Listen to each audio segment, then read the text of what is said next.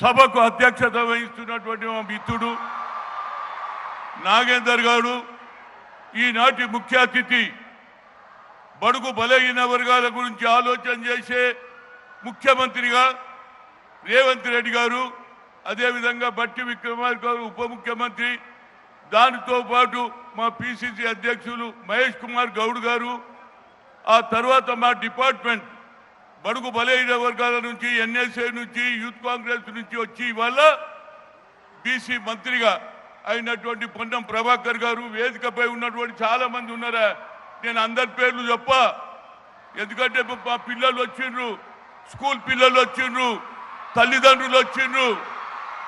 నా ఉద్దేశంలో ఏమిటంటే రావడంతో ఎవరికి రాని ఐడియా వచ్చిందా? గతంలో మీరు చూసిన ప్రగతి భవన్ లోపలికి ఎవడు పోయేటోడే లేడు.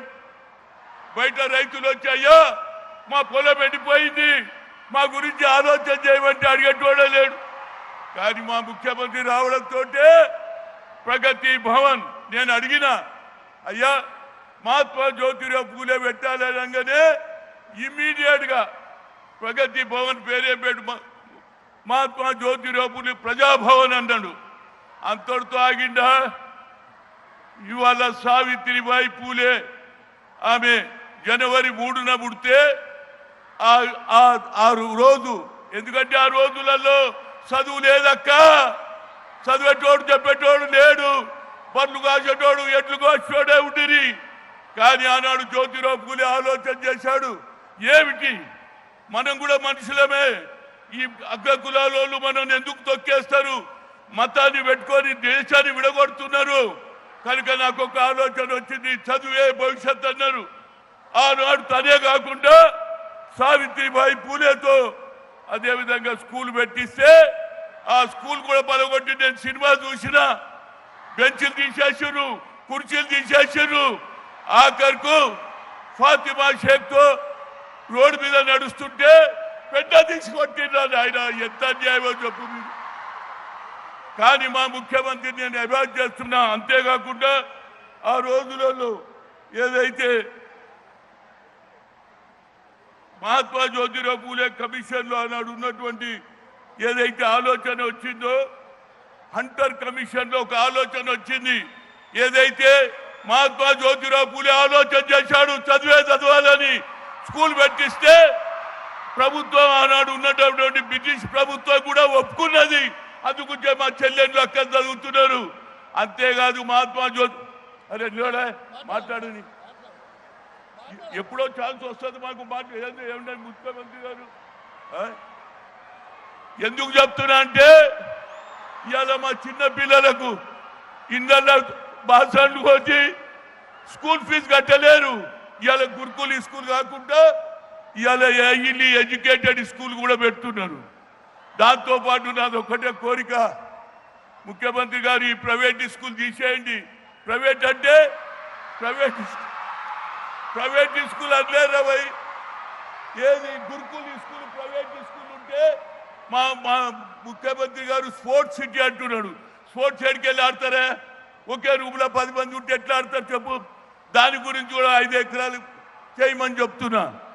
ముఖ్యమంత్రి గారు ఈ కార్యక్రమం నేను అంటాను, యావత్ భారతదేశంలో ఏ రాహుల్ గాంధీ అయితే కన్యాకుమారి నుంచి కశ్మీర్ వరకు నడిచిన తర్వాత కేవలం ఎస్సీ ఎస్టీలకే అన్యాయం కాదు, బీసీలకు కూడా అన్యాయం జరుగుతుందని we come to the power, will conduct caste wise census, జిత్తిన హిస్సేదారి ఉత్తి భాగీదారి అన్నటువంటి ఇంతవరకు నేను వినలే, నేను చూడలే.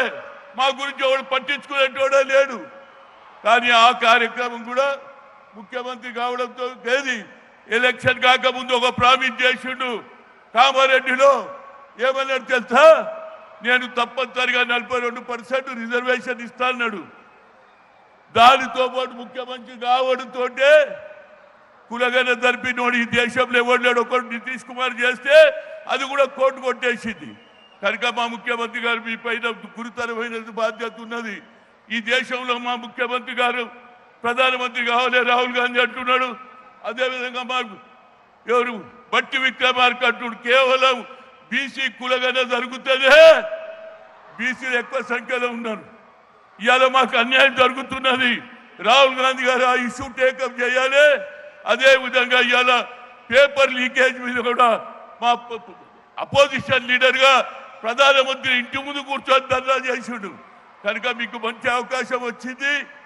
దీంతో పాటు అన్ని రాష్ట్రాలలో మొదలు పెడితే నేను ఇప్పుడే చెప్పినా, ఏది జ్యోతిరావు పూలే సావిత్రిబాయి ఏది స్టాచ్యూ ముందు చెప్పినా, అయ్యా ఈ ఆలోచన అన్ని రాష్ట్రాలలో కలుగుతుంది. అది కర్ణాటక కావచ్చు, అది కాదు తమిళనాడులో కావచ్చు, అది కేరళలో కావచ్చు. తప్పనిసరిగా అన్ని రాష్ట్రాలలో మహాత్మా జ్యోతిరావు పూలే సావిత్రిబాయి పూలే పెడతారు. ఎందుకంటే ఇదే మన భవిష్యత్తు రా బాబు. చదువుకుంటేనే భవిష్యత్తు, చదవకుంటే మనకి ఏం లేదు. కనుక నేను ఇంకెక్కువ చెప్పకుండా మా ముఖ్యమంత్రి గారికి సులూట్ చేస్తున్నా. గతంలో డాక్టర్ మనీ చెన్నారెడ్డి గారు బీసీల గురించి ఆలోచన చేశాడు. అదే ఆలోచన నువ్వు చేస్తున్నావు. నువ్వు పైకి వస్తావు. తప్పనిసరిగా బడుగు బలైన వర్గాలు ఓట్ చేసేది మేమురా. మా ఓట్లు ఎక్కున్నాయి, కానీ ఆ ఓట్ల ద్వారా మాకు అధికారం కూడా ఇవ్వాలని కోరుతూ, ఇప్పటికే మా నాగేందర్ వచ్చిపోయింది. ఇంకెక్కువ మాట్లాడకుండా మళ్ళీ ఎప్పుడైనా ఇంకోటి పర్సనల్గా మాట్లాడతానని చెప్తూ నాకు ఇచ్చిన ఈ అవకాశాన్ని ఒకసారి స్లోగన్ ఇస్తా. Mahatma Jyotirao Phule Amar high, Mahatma Jyotirao Phule Amar high, Savitribai Phule. అదే 3వ తేదీన ఆమె ఏదైతే పుట్టినరోజు ఏది జీవన్ నంబర్ 9 తీసి ఉపాధ్యాయుల టీచర్లకు ఎప్పుడు అవకాశం రాదు. ఆ అవకాశం కూడా మీ అందరికి ఇచ్చారు. 3వ తేదీ మరవద్దు, జనవరి. అదేవిధంగా నేను 11వ తేదీన ఏప్రిల్ 2006లో మొట్టమొదటిసారిగా మహాత్మా జ్యోతిరావు పూలే పెట్టిన 20 ఏళ్ళు అయిపోయింది. నాకు ఇవాళ సంతోషం ఉంది. ఎందుకంటే రేవంత్ రెడ్డి గారు దాన్ని కొనసాగిస్తున్నాడు. ఇదే కొనసాగించండి. తప్పనిసరిగా ఫ్యూచర్లో నీకు మంచి అవకాశం ఉంటుంది. కాంగ్రెస్కి ఉంటుంది. రాహుల్ గాంధీ దేశానికి ప్రధానమవుతాడు. అవుతాడు. జై హింద్. థ్యాంక్ యూ అన్న. ఇప్పుడు ఆర్ కృష్ణయ్య గారు రాజ్యసభ సభ్యులు 2 నిమిషాలు. దయచేసి సమయాన్ని దృష్టిలో ఉంచుకొని ఏమనుకోదు అన్నగా భావించు.